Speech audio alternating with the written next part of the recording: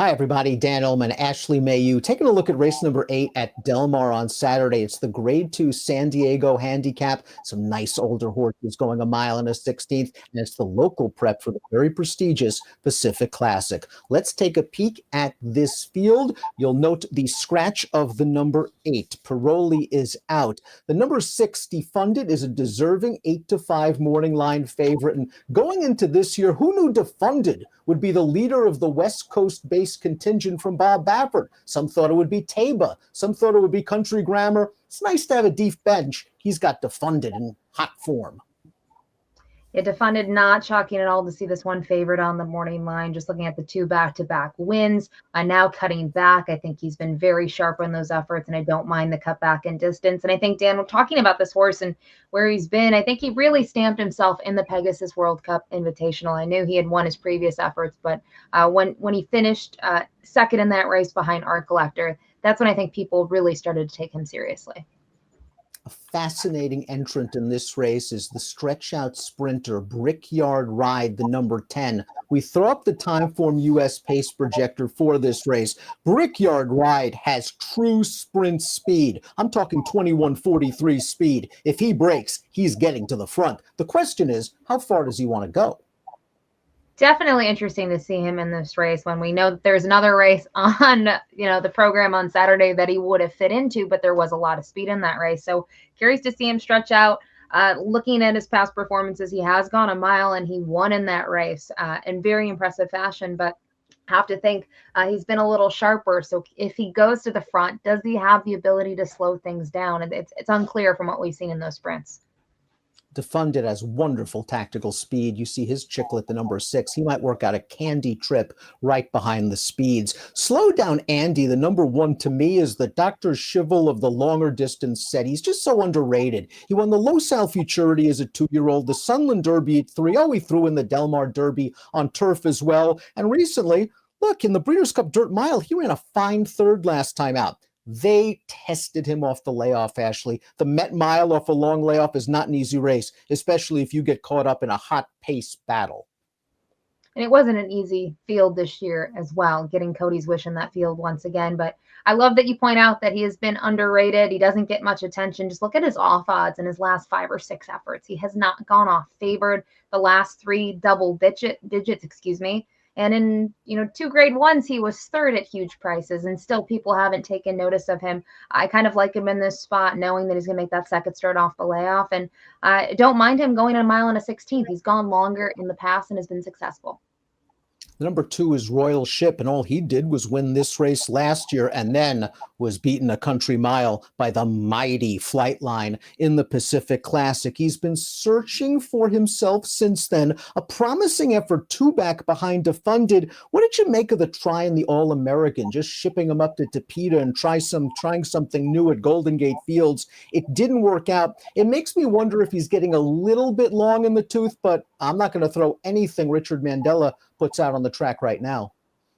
Yeah, we can't ignore Richard Mandella and Mike Smith teaming up recently in the Haskell with a huge performance. And I think just looking at the training jobs that, Richard Mandella does. Planetario, I know, disappointed this past weekend, but that's a horse that came off of significant layoffs. And I just think he really is in tune with his stock and knows where to place them. Now they've made an equipment change, blinkers off. He's raced with blinkers in his last 3 starts.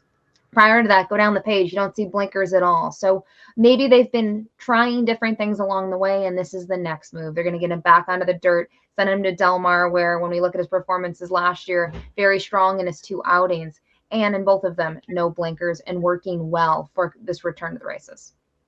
Tripoli won the Pacific Classic in 2021, and he's probably most notable as the only Kitten's Joy that can stand up on dirt. He's very, very good on dirt. His last race at Pleasanton, he got into a little bit of trouble. I was very surprised, considering his back class, that he was dismissed at 17-1 that day. He's the kind of horse with the tactical speed at a big price can make his trip. Bit of a head scratcher, though, on the fact that he's a grade 1 winner, and since that effort, we've only seen him in the winner's circle 1 other time. And it wasn't a tough race. It was a field of 4 at Golden Gate. So it looks like he's also had significant breaks in between his races. So you wonder if they've been working some things out with him. I can't necessarily take him in this spot, but Del Mar has been kind to him in the past.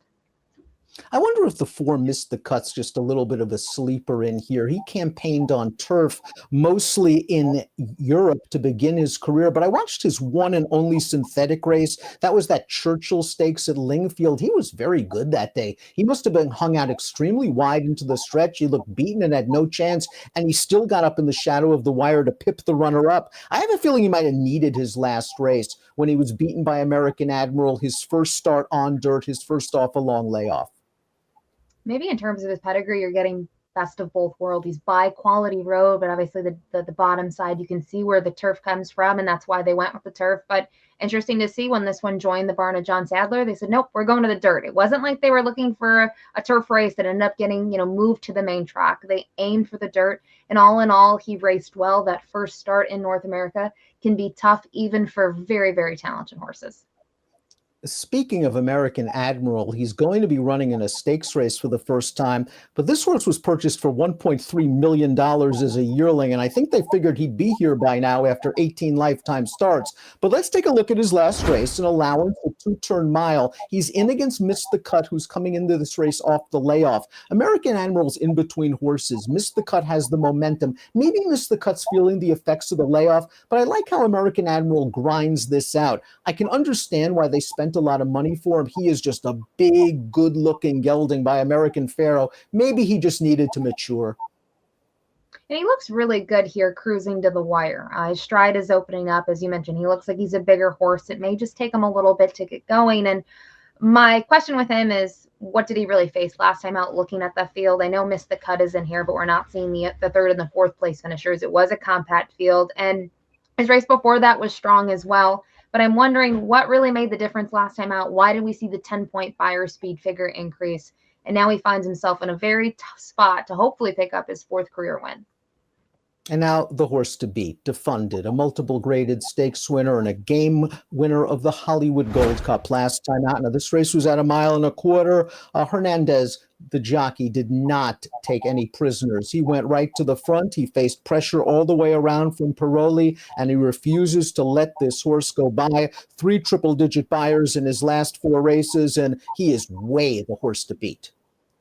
And he finally, was, after kind of knocking at the door at the 1.25 miles, was able to finally get the victory. It tended to be slightly too long for him. 1.8 miles maybe is where he kind of tops out, but he finally got the 1.25 miles win. Paroli not being in this field, I think, also benefits him. I thought Paroli had maybe an upset chance in here. Not it probably would have been a high price. It would have been a low price, but Defunded has held his own against some of the best. You down the page, looking at Stiletto Boy, who I know, has got maybe a little cooler in his last couple starts. But as I mentioned earlier, when we lift the full slate, when you run second to Art Collector, we know how good Art Collector was in form going into that race, and has gained a mass following and respect off of those efforts. So Defunded has the ability to win on the front end, and then we have to talk about the race 2 back. He was not forwardly placed in terms of the way he broke out of the gate, and he still won. He was much the best that day, just completely missing the break and still inhaling those horses. He's seeing dead red right now, and again, he's 8-5 for a reason, a good reason. Senor Buscador is the number 7. This is a graded stakes winner going a 1-turn mile at Churchill Downs, and I just think the 1.25 miles was too far for him. I think that was the question going into the Hollywood Gold Cup, and he didn't fire his best shot, especially in a race where the pace held together. I kind of like him cutting back in distance. I'm not sure he's of this overall quality, but give him some pace, he can come running and maybe spices up your single race exotics. Yeah, I agree with everything you said about Senor Buscador. Looking at the 1.25 miles distance, probably too long, and based on the prior effort, 1.8 miles, where he made somewhat of a move, maybe the thought process was the additional ground would help, but the pace didn't help him at all in that spot. I agree that the cutback in distance should suit him well, but not sure he fits against these horses. Paroli, the number 8, scratches, so we'll move on to the number 9. That's Tiz Quantumor, the big buyer speed figure, 2 starts back in a first-level allowance race, and he basically took pressure all the way around, almost bounced off the rail in the upper stretch, and then was just too good for those foes. Maybe he was exposed a little bit in the big cap last time out, and now he's got to come into this race off a bit of a layoff. He does, and we'll have to see what this one's able to kind of do here. To me, not a horse that I could use in my selections when you look at the effort last time out. Hard to take away too much from that effort other than maybe the waters were too deep. And completing the field is the number 10, Brickyard Ride, and he brings plenty of speed to the party. Didn't run great last time out sprinting, but he was also involved in a hot-paced duel, and there's likely no duel here as he stretches out in distance. He's going to make the lead, and it's worth noting the one and only time he went 2 turns on dirt, he won, albeit against weaker horses. He sure did, and he won with ease when you look at the margin of victory, just over 7 lengths in there. The question is, okay, in this race, he's probably going to clear the field. He has the outside post, which to some regard is a huge benefit for him. But how far can he really go at that point? My concern is, does he go too fast up front?